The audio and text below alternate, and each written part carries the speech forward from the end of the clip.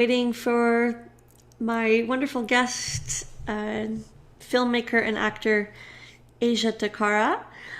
I would like to welcome all of you to a late night podcast where we're going to be discussing music in film, and it's going to be a lot of fun. And going to turn off the email here. So I think we're going to have a blast. Aijah Takara is based in Denver, Colorado. So I think she's here, and we're going to get started.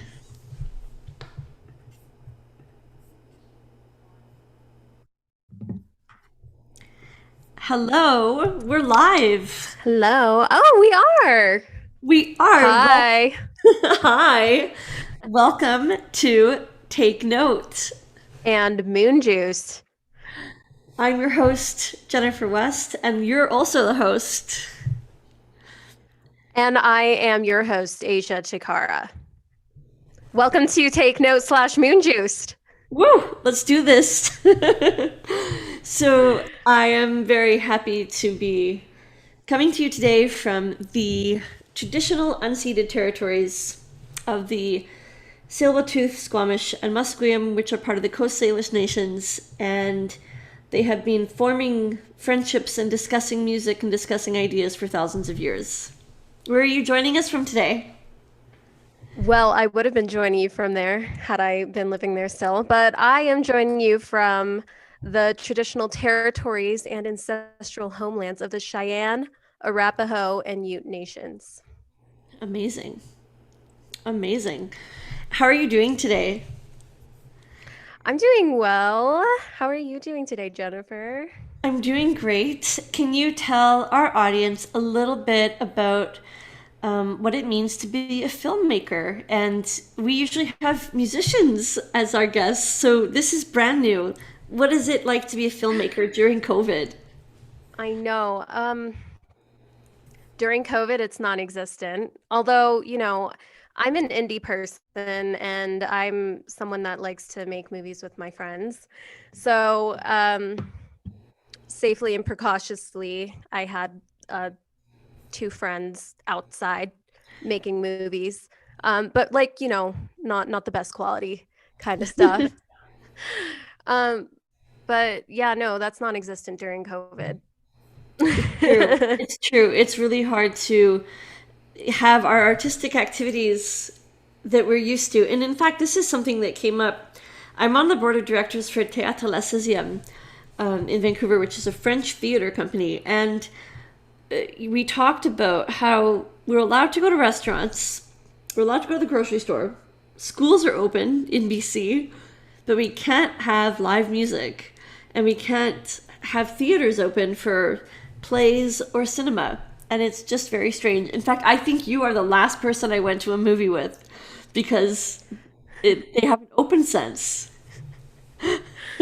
Well, I think that's what's so amazing about technology, because with technology, we can do virtual viewings, virtual movies, virtual performances. Well, everything's virtual. Virtual movies is a given, but you know what I'm saying. Virtual premieres. I mean, look at Mulan and Disney, They even killed though I it. kind of thought that was a joke of a movie. Dare I say that? But No, I was disappointed too. I was disappointed because, first of all, I didn't hear a word of Mandarin spoken. And I was waiting and I was disappointed. And I was also disappointed that elements, and this is like perfectly feeding into our first topic of soundtracks, I mhm. was disappointed in the soundtrack. I was kind of like, hey, this could have been better. And they didn't keep some of the original Disney songs. But overall, No. it was a bit of a disappointing film. But So this my is the thing. This is the thing about any remake, and you know me, Jennifer. you're not a remake fan. I like original stuff. Yes. I'm really not. Well, I mean, okay, there's nuances to that statement, but I I feel like when it comes to originals, like if you're gonna remake something, you have to at least like do it from like another perspective or something at least. But like remaking like Mulan, can you really? Can you really remake Mulan You the can't. way it was No, because originally? Like, it was no. already special. It was already I super know, special. exactly. Yeah. I'm so happy to be talking to a filmmaker about music. And my first question for you is, what are some of your favorite soundtracks and why? Okay, Jennifer. So today I was thinking about that question and I was listening to the soundtrack of this Japanese film called Hanabi. Of course you were. Have you ever seen it? I haven't, but I'm not Why? What surprised. does that mean? It means I knew you were going to have a Japanese What? film as your answer, and I can't wait to hear more about the music. What does that mean? I You knew. think, well, I mean, you will actually know, anyone that knows. I'm such a Japanese culture type of person. It's true. But yeah, anyways, I was in a Japanese film and media class at UBC, and I was introduced to this film called Hanabi, and Hanabi means fireworks, and it's a Japanese gangster film. And Wonderful. Joe, yeah, the Yakuza, but I mean, like, it's not violent. It's really not. Like, well, it's not too violent. Uh, but the composer, his name is Joe Hisaishi. I think that's He, how you pronounce it. he's so famous. Yeah, he is famous. So he's done all the Miyazaki films, right? Or the Yep. majority of them. And um, I was listening to the soundtrack that he did for Hanabi. And All it's right. so different for me because I grew up on Miyazaki movies. Like, I wasn't a Disney princess person. I was a Princess Mononoke person. Mm-hmm. So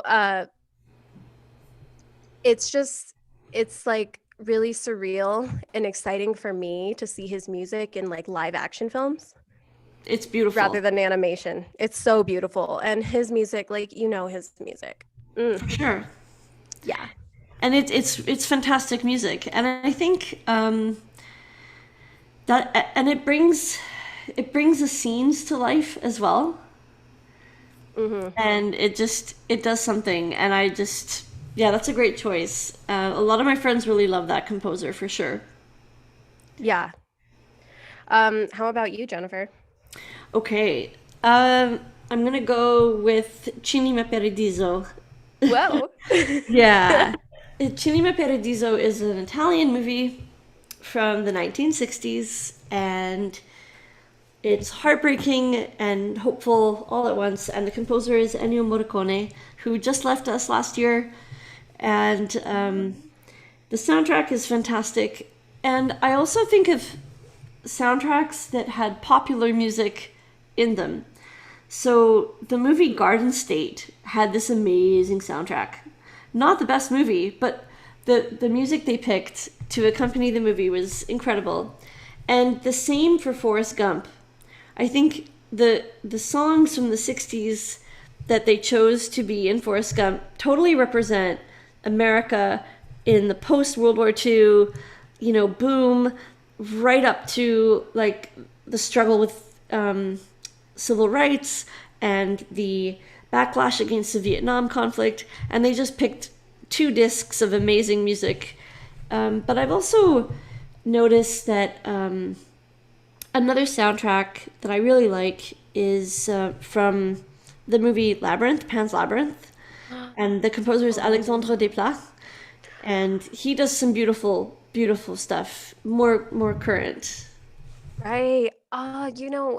I know that soundtrack, but Hmm. I like can't remember it right now. And But it sounds really cliche, and I'm not one to be super cliche when it comes to taste in music, but literally Howard Shore created some beautiful stuff for Lord of the Rings.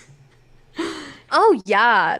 It's And stunning. Anya Yeah. being I mean, I don't know. Was her music created specifically for that movie? No, she was a guest artist on that soundtrack, but she was the perfect Hmm. pick, Yeah, literally. totally.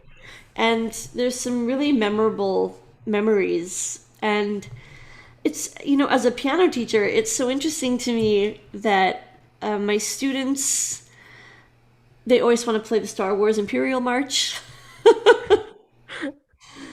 God knows why. They Mm, want to, you know, they want to play that and they love it. So it's really clear that the music that accompanies a film makes it whole. totally. And it all has to do with like the vibe of the artist as well, you know? For So, sure. Now, when you're directing or producing a film, how do you choose the music? And what is the job of a music director for a movie? mm, okay. So I don't direct like I have in the past, but I realize that it's really just not my jam. And maybe in the future it will be, but I just know for now that um I'm an actor, writer, and producer, and those are my strengths. Mhm. Um, when I'm writing, I I can start feeling the vibe of what I feel would be best for the film. So, like for example, uh, in my mind, I would think I think of stories all the time. So I have like this really vivid imagination, and I've always wanted to play a singer because I I could love see singing, that. and I I've could see never that. like I've never taken the time to like hone that skill in. So I'm like, okay, cool. Well, you know what? I can just like make a character that makes music and then I can practice my music through there. Hmm. Um, so depending on the kind of music the character would be into, um, would make for the kind of musician that I would seek out to fulfill that. Did that make sense? So Yeah, that's like the, for that's the example, like character.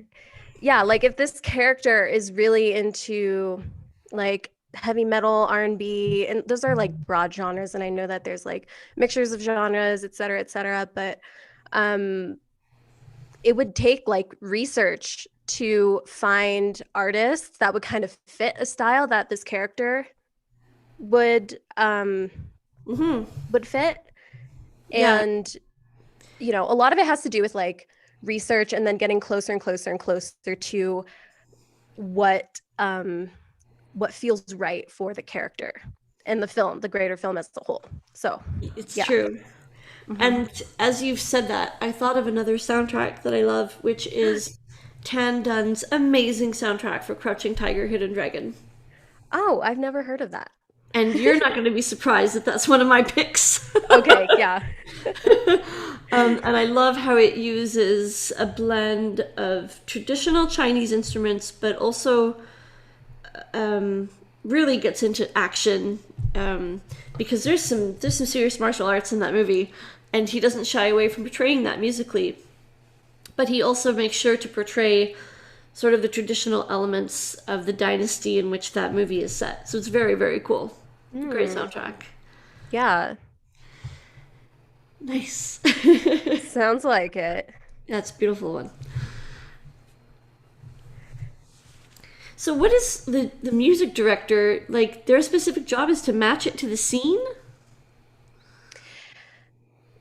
I've never worked with like a legitimate like music director because I haven't been in the role of a director. Like that's never been my job to find. Hmm. Um, but from being on set and working with musicians and also just like having the imagination for what that would need, um like a music director, they'd have to fit um like musically. So you know how music provokes feelings. We're gonna get into that. Yeah, definitely. But like so this is what enhances the cinematic experience. It's the music. The music like for sure can like basically does it all, you know. Uh Taiwanese films manipulate the heck out of my feelings just with the music. Taiwanese All the time. Time after scary time. movies. Yes, that If too. you That if you too. think of like how those feelings of angst creep up with that just certain frequency. Hmm. Um, but for example, like, okay, if how I would do it if I was to seek out a musician Hmm. for a movie, I would write the script and I would do my own research and find music that would fit the vibe of what Yes. I have written. And then I would seek out a musician and let that person's musical genius take over. So I'd let them read it. They'd get a feel, they'd know the emotional component of the script. And through that emotional intelligence of theirs, then they could create the music to That's a big claim that fulfill. musicians are emotionally intelligent.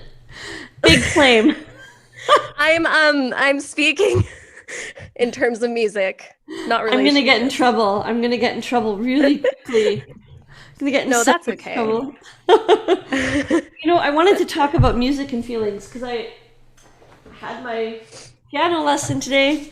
Hi, Chris. Mhm. I did practice after. And I'm looking at this page, and I see ink, I see dots and lines. I know how to interpret them. I know what they mean, but I don't have a feeling. And this is not producing sound. So philosophically, I wanted to talk to you about like how can music be a work of art when it actually depends on the execution of the performance. So does this music have a feeling, or does it only have a feeling when somebody knows where these dots go and which finger to play the dots with and how loudly or how softly? Um, Well, that's like I'm gonna compare it to actor terms because I yeah. read scripts. I don't read music notes. Hmm. And it's like, okay, music is its own language, right? And you have to know the language, but I guess that could be a difference you could argue like between a script and a piece of music. But for example, you can read a number of lines and when you're intellectually uh transcribing the words, that doesn't necessarily mean that you understand emotionally what it's talking about or what it's trying to communicate. That's a really good point, and I see that with young Yeah. young music students all the time. So, I mean, like in my case, because I'm not an experienced classical musician, I mean, I practiced piano like every day when I was 7, but I'm 23 now, so it's a different story, and I don't do that. But I remember like back then as a child, it would be like more of a, I know my notes, I know where that note belongs, and I can play this with my hands. But I Mhm. think when you really get your body into the music, it's more of like an embodied experience of playing. So it's not just tapping with your fingers, but it's more like experiencing the music as a whole. And then it's not just knowing the notes, it's actually like being one with the piano. Yes, absolutely. And as I was preparing for this conversation, I was looking up some things about philosophy of music. And we have emotional responses to music, whether we see it in a film or we're just listening on audio. And it got me thinking, why would we choose to listen to music that makes us sad or elicit a negative response from us? And why do we do that? Sad music is my favorite kind of music, Jennifer. Tell me Like why. Why do you go to I music that gives you the feels? because I love feeling. Okay, let me go more into that. Um, no, I legitimately sad music makes me happy because I Hmm. feel like when someone says something and you just it's said so beautifully, so poetically, and the music resonates in such a poetic way, it Yeah. it uplifts you because it's just like, yes, that's how I feel. And or it's how I felt. And I mean, not to say that I'm going through a breakup like every day of my life, but I love listening to um like songs that I can resonate with because in my experience, like I so in my podcast, I make it like I make it a thing or I make it a topic and bring up how like toxic relationships are a big part of my past, of my childhood. And it's triggered so much growth in me as a person and it's triggered so much it's triggered this desire to really become a better person and to become more self-aware. And I think Has at music this been point in part of my that life, journey? yeah, for sure. Like I talk about well, okay, there's this one artist. What's her song? Wait, what's her name? Mariah Carey. Okay, Mariah Carey. Yeah. Her song, one of her songs, I was going through like my first breakup, and one of her songs just like finally resonated. It's like when you go through something, it wakes you up to more of the universe. And I finally understood the lyrics. And what was the Wow. lyric? What's her song? When you left, I lost a part of me. Yes. What's that song called? It's so bad. I always forget these Um, names. You'll always be my baby. No, that's not the song. No, that's Is a it a different different one? song. That's You'll Always Be My Baby. This is another song that Oh, never does okay. make I'm me gonna have to look out. this up. I know this. It's on the tip of my People are tongue. gonna judge us for not knowing the No, name. that's I'm sorry. I fine. always forget names of popular culture. Okay. Um, but but yeah, no, it I think like the lyrics mixed with the music, it just resonates in a way that just makes me feel like I belong in the world. And If I actually, can I'm put gonna it into finish. words. I'm gonna finish your lyrics. We belong together. Oh yeah, yeah, that's the song. We belong together. That's the one. That's the one. It's so funny. It's so funny. And I think that music does accompany us on those journeys of becoming more self-aware. Yeah. Um, and I hadn't thought about. Well, I mean, I had thought about why we choose sad music. And we also choose joyful music sometimes, but we definitely, I often wonder whether it's like a chicken and the egg thing. Do we choose to be sad and then pick the music, or does the music make us sad? Which is Mm. it? Is it both? Is it neither? Does it make you sad? Does it? I mean, because me, when I listen to sad music, it doesn't necessarily make me sad unless I'm going through something sad. But when I listen Hmm. to the sadness, like if it's, especially if it's like a song that's like, it's got that good bass, because I like bass. That killer Like when bass it's got that line. good bass and like those lyrics that just really resonate with the human experience, Mm-hmm. it puts me on like another level. I'm like amped. I'm ready for the day. I'm like, yeah, I'm ready to take on the day. I welcome all emotions into my life. And that's what music does. Is it? That's like actually the value of a music education is that it tells children from a very young age you can have a song about a happy farmer named Old MacDonald, but you can also have a song about a puppy that's sad, and that both of those are equally valid. And Mhm. you can get into more mature repertoire, of course, where these emotions are both equally represented, for sure. Beautiful. So then that leads me to ask you a question, Jennifer. Oh. What has drawn you to love classical music more so than popular music? So I'm a bit of an odd duck for classical music because I still bump Tupac. I love it. Woo! So I am that person who goes from Daft Punk to Notorious B.I.G. to Mahler to Bach, this guy here, the guy, to jazz. Jazz plays an incredible part in my listening life. Not in the last few weeks recently, actually, which I should get into. Again, jazz plays almost a daily role in my life, but well, I've noticed in the last few weeks I haven't been listening to jazz. I'll have to fix that. So, classical music in particular.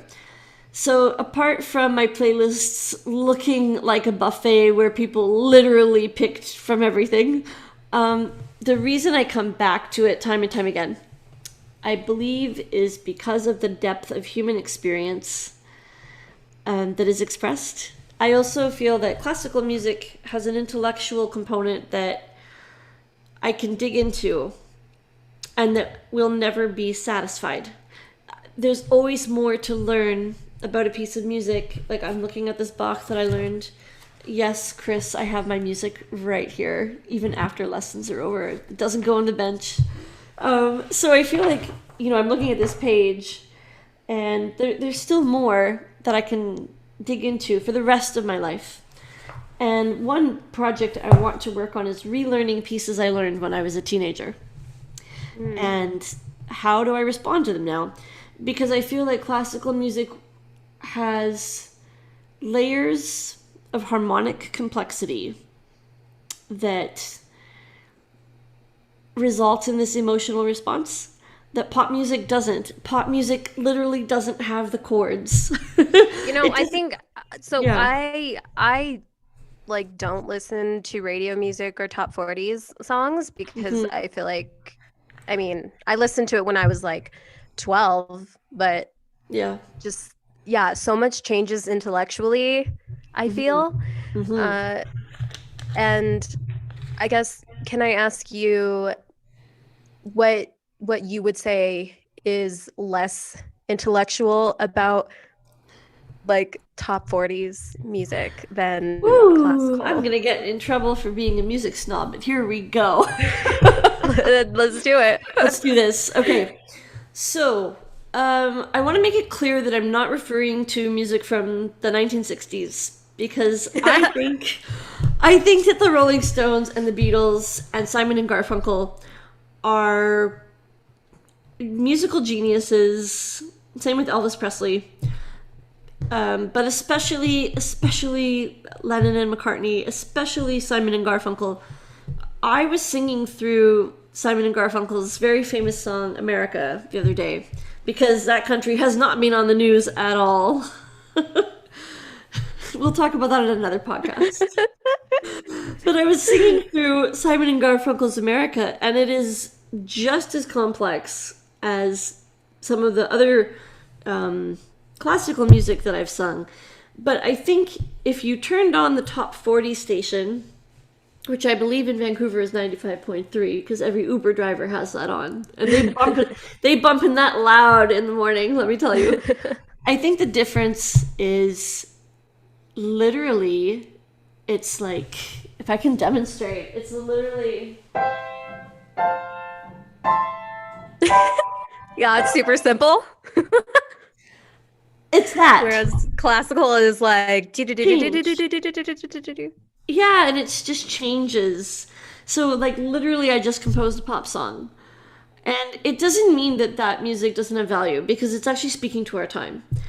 But Can for I me, tell you a it's story? more complex. Of course, you can. Okay, I really appreciate people that have this sort of depth and grounded opinion in music, because at one point in time, um, I haven't really told this story, and I'm telling this publicly. Woo! Right? But okay, when I was 18, I was getting seeked out by Warner Brothers through this through these two people that were trying to find like the next like Justin Bieber or whatever and Selena Gomez. And Yeah. I went into audition for them because I heard about them through one of my acting coaches, and I was like, sure, like I sing and I love singing, and I'll just try it. And yeah, I auditioned and I thought I did so bad. And then they ended up like calling me. They're like, hey, like we want you, like we're gonna take you seriously. So and I like auditioned more. And then long story short, like it was just so poppy. Like the music was just so poppy. I just couldn't stand it. And it was just too embarrassing. It was just way too fucking it was too embarrassing. I apologize. Sorry, I I love it. cuss and I know I'm supposed to be rated G on here. I'm sorry. I'm going back to It's all good. revenge. Anyways, it was too embarrassing and so I rejected it and it was just yeah, and it's like deep in my past. What made Won't you talk about reject it. it? What made you reject it? Um the music, it was very confining. Like they made the beats for me and I Yep. didn't really have a say. Like he even made up my lyrics and they were so stupid. And there's no poeticness to it. So I just like changed everything. I created my own lyrics and I still didn't like the song and it was just yeah, and their quality just was not good. Um And that's the I mean, difference. So the difference for me, especially if we're talking about vocal music, when I yeah. listen to the lyrics of America by Simon and Garfunkel, I'm picturing, I'm picturing taking the Greyhound bus into Port Authority in New York and going through upstate New York and seeing fields and, rural America. And Simon and Garfunkel, with their words, paint a picture of rural America and the hope of post World War II, 1960s flower power America. They paint this beautiful picture of it with their words, but that's not what we get on 95.3, etc. Insert random station here, you know. And when I was considering my repertoire that I'm doing for classical singing, the text is everything, and they use the greatest poets. Um, and I think that does make the difference. And I wouldn't discard people like Lennon and McCartney. I think that's brilliant, both musically and lyrically. Same with the Rolling Stones, same with Pink Floyd. You know, there's some astounding, staggering talent there. Well, you know what? This ties into like Hollywood remakes and stuff because I Mm, think what makes music really authentic to me is not the desire to become famous off of it or to make money off of it, but it comes from like deep within one's soul and one's perspective on life. it's true. So, It's true, and that's why people like Bob Dylan and Joni Mitchell are storytellers first. And mm, some of the Fleetwood Mac albums, same thing. yeah. It's just really good storytelling. And I think there is contemporary music that is storytelling. Maybe in 30 years we're going to be saying like Taylor Swift is a legend. She already is a legend. But like will she be Simon and Garfunkel type legend? Probably. It's possible. Yeah, maybe. Maybe. I mean, yeah, We I don't mean, know. I don't yeah, like I think her versus those two people that seeked me out, they wanted to make money and find someone to get famous so that they can make more money. And it was just so obviously Right. you could hear it in the music. Yes. Yeah. Um, Whereas like Taylor, I don't really listen to her, but at least there's something that comes like from in her soul. it's true. Yeah. And I've just been thinking a little bit more about the philosophy of music a little bit and how it's kind of like a paradox of fiction. We are not experiencing the exact emotion that the composer or songwriter had. And yet, when we enter into it, we do feel that emotion. It's very strange. We're not going through the experience that Prokofiev went through, going through World War II. We're not going through what Shostakovich did, going through Soviet Russia and having someone knock at his door at midnight and he should be afraid for his life. But somehow we get to share that emotional experience with them on a printed page. And I think the power of music is, you talked about script writing. And I think it is easy for words to have an emotional impact on us because that's semantics. But without semantics, how is meaning being conveyed to us through music? And this is a big philosophical question. Is it the intervals in the melody? Is it the combination of pitches stacked on top of each other? Is it the volume? Is it which instrument plays? All of this comes into play. All of So that. all of that, yeah, it's quite a mystery, and I think that mystery is what draws me to classical music because I see that there is an infinite possibility. But I'm also very aware that like people shouldn't need some elite education to appreciate classical music, and at Muse West concerts, that is something we really try hard to fight, and sometimes we aren't able to fight it, and we try, and people just stay away from classical music concerts because they're like, well, I don't know this music, and I probably have to dress like I'm going to the opera, when in reality, no, you can wear your yoga pants. It's Vancouver. Yeah, well, I guess I think people equate it with like old age or something. Maybe it's an old soul type thing. I mean, we could I've argued on like what that even is, but I mean, just like I think people that appreciate uh more complex, in-depth philosophical uh components of life, maybe more drawn to it perhaps. Hmm. Definitely. More mature people maybe drawn to it. I don't Definitely. know, but I do like. I mean, I think that's why human consciousness is so incredible and fascinating, and I think this is why humans are so cool because I don't know how many other animals in this world can appreciate or even make music the way that we do. Like that's how expanded our awareness is, Mm-hmm. and it's incredible. Like we Mm-hmm. hear music. I mean, you were playing some sort of documentary thing one time, and this guy was explaining how everything you hear in the world is music. And I never looked at it that way. That literally, like, sounds are music. It sounds so obvious, but I never looked at, like just the way I'm flicking my microphone right now. Like that could be music. And to all of the music geeks that are listening right now, that's what John Cage's 433 is about. So John Cage was an American composer who composed a piece of music, and for 4 minutes and 33 seconds, the performer sits still. But that's the piece.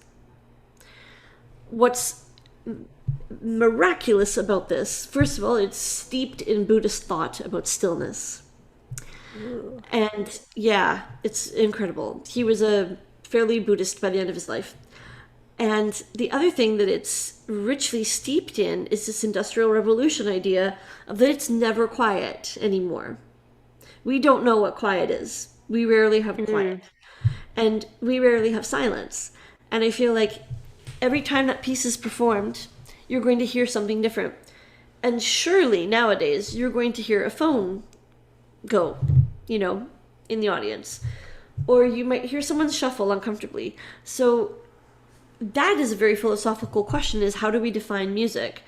And as a piano teacher, I have my 7 traits of music: rhythm, pitch, melody, harmony, texture, dynamics, and rhythm. I have these 7 traits of music, and I talk about them with the children, and Chopin. Chopin's always there. And I feel like there are some wonderful American composers who have challenged this idea that sound is already a form of music itself. Hmm. So wait, and so is silence music? Yes, yes, definitely. Oh. And silence is music because, first of all, Mozart said so. Mozart is quoted, I don't know if this is accurate. Um, Wayne Lauscher, if you're listening to this, don't hold me to this quote if it's not accurate. If he said that the silence is the most important part, and the silence between notes is the actual music. So the rests and the pauses and the Yeah, breath it's all in. part of it. It is, and I think the best musicians get you in the silence, especially classical and jazz. When it's that silence where you've had a moment to go, oh, okay, and collect yourself. And you know that saying, how they say silence speaks more than words, or silence is communication. It is. It depends on the kind of silence that they're giving you, how Yeah. they're communicating it. Some people may not be aware of how their silence is being communicated, but if it's communicated intentionally, it's a whole Well, other experience. and here's a question to ponder. Are musicians philosophers but communicate their philosophy in a unique way through music? Are they actual philosophers, or are they performers who are taking Bach's philosophy and interpreting his philosophy for an oral listening experience? What are your thoughts on that? Well, I don't think philosophy is just a purely intellectual debate. I think it's a way of living. It's a way of how you go about life. It's the way that you look at things, your perspective, and that's why I think art is philosophy, because it's perspective. And what is philosophy if it's not perspective? Everything is perspective. Yeah, it's true. And I think with every human being, because every human being is so unique, um, with music, for example, I think you could create music uh, in a completely unique way. Like you could compose your own music that will never ever be composed ever, Mm-hmm. because only you have the perspective that you do, That's right. and only you have the kind of knowledge and feelings that equate when that certain note gets hit, and that's what's going to make your song, because only you know how to feel the way that the music needs to be felt in order to be made. And that's really interesting because one thing about classical music, especially literally classical, Mr. Beethoven behind me.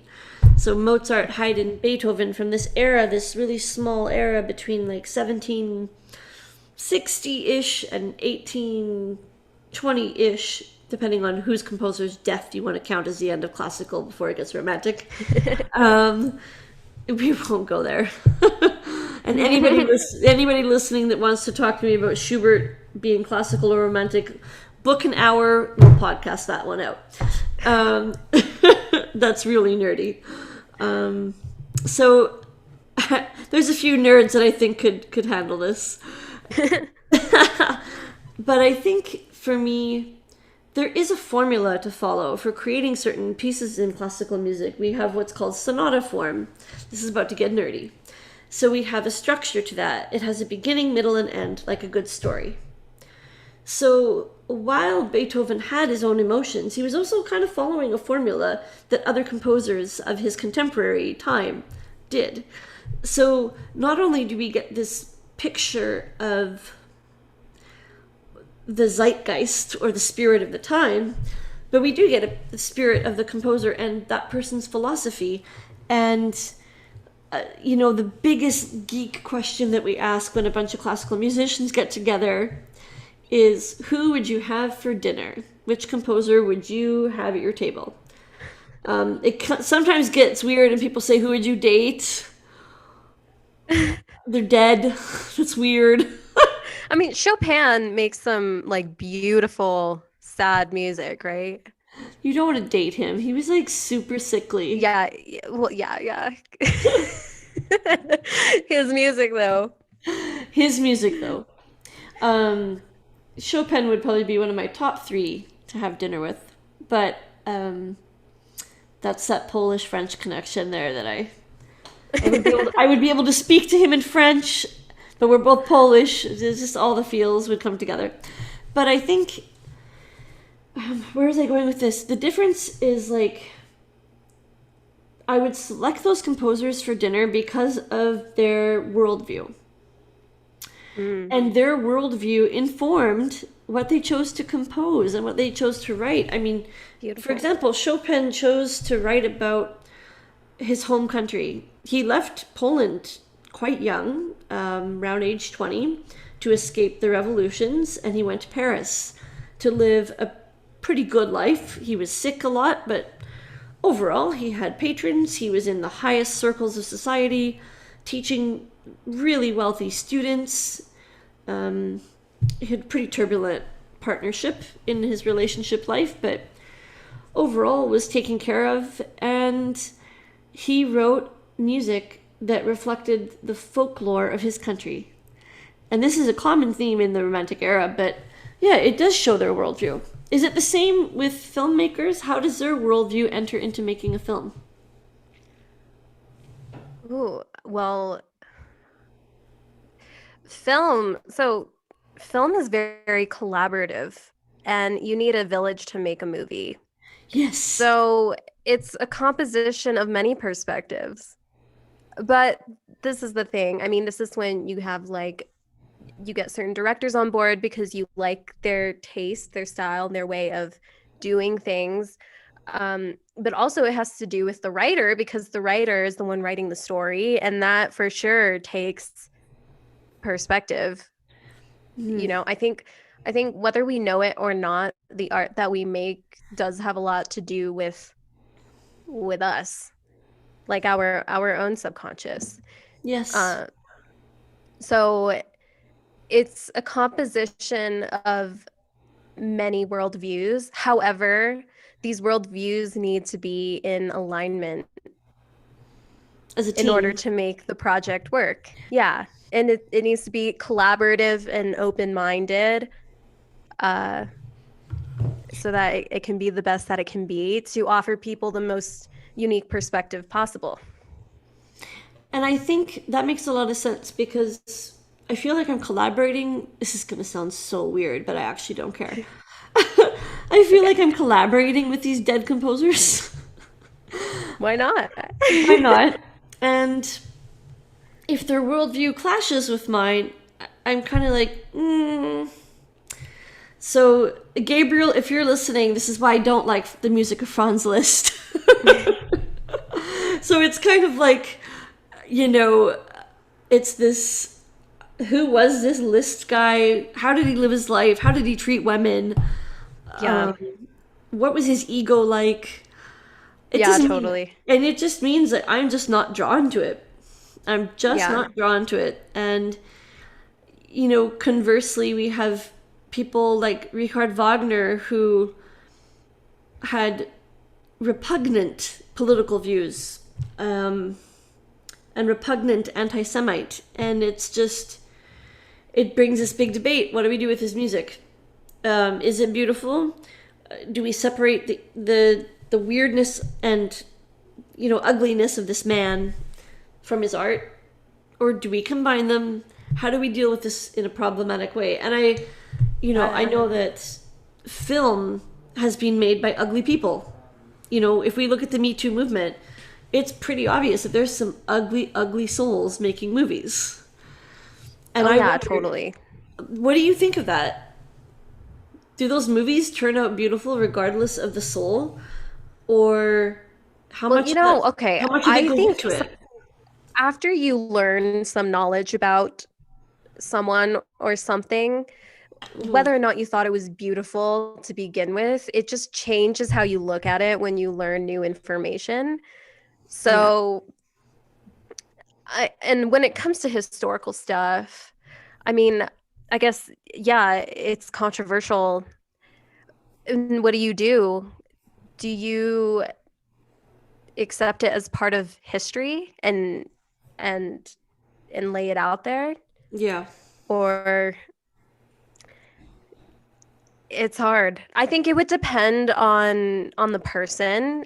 um I think someone can appreciate a a form of music or a composition piece, without being anti-Semitic, for example, Yeah. even if it was composed by someone that was a follower of Anti-Semitic. Hitler. Yeah, and I mean, this is the thing about Wagner's music is that he was then championed by people in the Nazi Party. So it's very complicated, and conversely, many composers in the Soviet Union had to compose music that sounded Soviet. Mm. Which reminds me of another favorite soundtrack, Lieutenant Kie, which is by Prokofiev, and it goes with a wonderful Russian movie by the same name. So, um, yeah, there were a lot of classical composers writing for film. Prokofiev is one. Leonard Bernstein's West Side Story, of course, turned into a massive hit in 1956. Or is it Mm. 1965? No, it's got to be I 56. don't know. Okay, yeah, you know better than me. And I think even now we have Philip Glass composed for the movie The Hours, pretty famous Hollywood movie. And we now see. Now, here's an interesting combination of our two worlds of film and live music. The Vancouver Symphony Orchestra and many orchestras across North America will play a film, and the orchestra will play the flipping soundtrack. Oh, I love that. Well, did you know, back during the silent film era, silent films were supposed to be played with live orchestras? They weren't supposed to be viewed silently. That's So, exactly it. Very yeah, cool. Very cool. yeah, so cool. To wrap up our conversation, tell us more about where we can find Moon Juiced and what we can listen for on Moon Juiced. What kind of awesome conversations can we hear? So, I have a podcast called Moon Juiced, The Conversations We Crave, and this is an introspective podcast where we explore themes pertaining to philosophy, art, um, and just the human experience, however that may arise. And I'm very much for going towards your feelings and not running away. So, a little bit about me in case anyone watching doesn't know who I am. Um, so I'm a screenwriter and an actor, and what what acting has provided for me was uh, just a way of life of feeling things unconditionally. And that's what the Mm. craft is. And I made the craft a part of my waking, living being life. And I'm so passionate about it. And um, I'm just all for collecting wisdom and connecting that wisdom to the craft of acting and also the human experience. So I Hmm. connect it all together in Moon Juiced, and you can find Moon Juiced anywhere that podcasts are available. So Android users, Spotify, Google Podcast plays. I don't know because I have an iPhone and I listen on Apple Apple Podcasts, so Yes. it's on there. Nice. And yeah, and you can find me on Instagram and Facebook at Aijah Takara. So AIJAH, Aijah Takara. I knew you were going to spell that for us. And our podcast is Take Note. It is a production of Muse West Concerts. I'm your host. It is really cool to have this podcast in the evening. Usually my podcasts are Sundays at about 2 p.m. Pacific, but this is more of an evening chat. And it's been a pleasure to talk to you about how music is related to our consciousness in film. And we went down some avenues that I wasn't expecting, ended up with Wagner. Yeah, and you know what? I don't even know who that is, but I'm all for it. I'm all for it. I'll send you Learning some. from. I'll send you some YouTube links of his faves. Please do. And Jennifer, for my audience, are there any specific places on the internet that you want to send people to? I would love to send them to Instagram at MuseWest, MuzeWest. WEST. And I'd love to send them to our Twitter, our Facebook, and www.newswest.wordpress.com. Beautiful. It's been so nice to speak with my very dear friend, Aijah Takara, And my very dear friend, Jennifer West.